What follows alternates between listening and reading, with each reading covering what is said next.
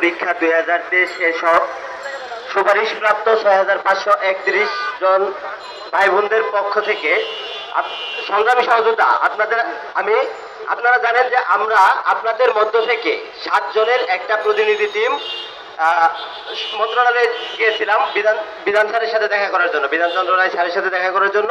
ওনাদের আমন্ত্রণে আমাদের পক্ষ থেকে ওনারা ডেকেছিলেন।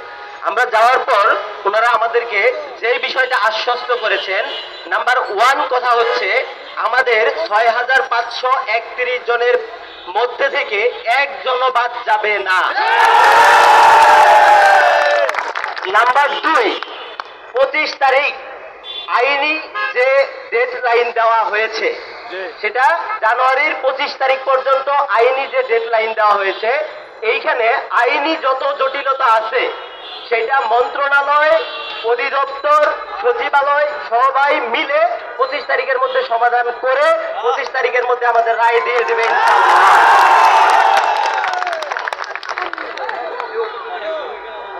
দ্বিতীয়ত কথা হচ্ছে আমাদের যে একটা নতুন প্রজ্ঞাপনের কথা হয়েছে, মেধার প্রজ্ঞাপন, আমরা এই ব্যাপারটা উপস্থাপন করলে ওনারা বলেছে তোমরা আগের নিয়োগের এই প্রজ্ঞাপনটা 93% যে মেধার যে প্রজ্ঞাপনটা সেটা পরবর্তী নিয়োগ থেকে কার্যকর করা হবে, এটার ইফেক্ট তোমাদের উপরে পড়বে না।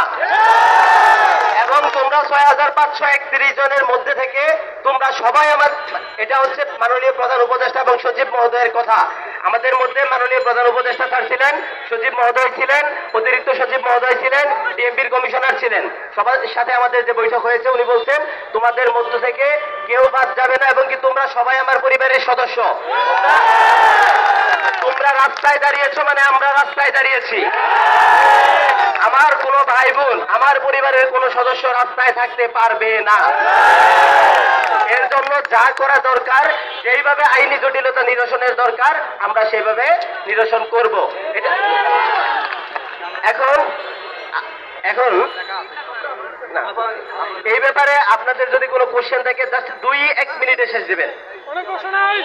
জি বলেন।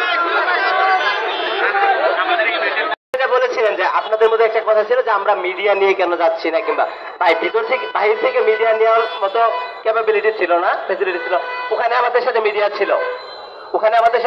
ছিল, চ্যানেল আই ছিল, চ্যানেল আই আমাদের সাথে ওখানে ডিরেক্ট ছিল। এখন কথা হচ্ছে আপনারা যেটা বলতেছেন প্রজ্ঞাপনের কথা, এই প্রজ্ঞাপনটা নতুন মানে নিয়োগের ক্ষেত্রে বাস্তবায়ন করা হবে, আমাদের এটার কোনো ইফেক্ট নাই, এটা আমি একবার বলেছি।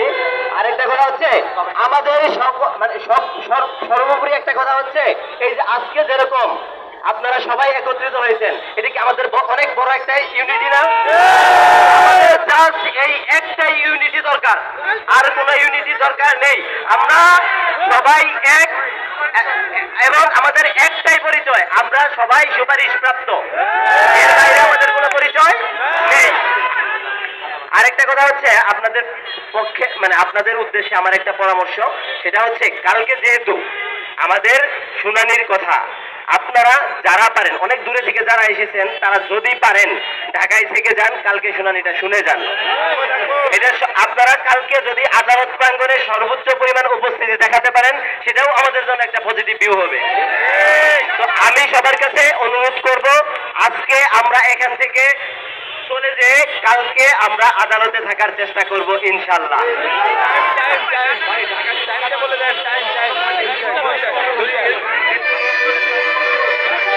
আরেকটা কথা আমি স্যারদের বলে এসেছি যে এর 25 তারিখ যদি ক্রস করে, যে 25 তারিখের মধ্যে যদি আমাদের কোনো সুরাহা না হয় তাহলে আমরা আমাদের ভাই বোনদের ধরে রাখতে পারবো না স্যার। তারা দুর্বার আন্দোলন করে তুলবে এবং কি পুরো বাংলাদেশ অচল করে দেওয়া হবে স্যার।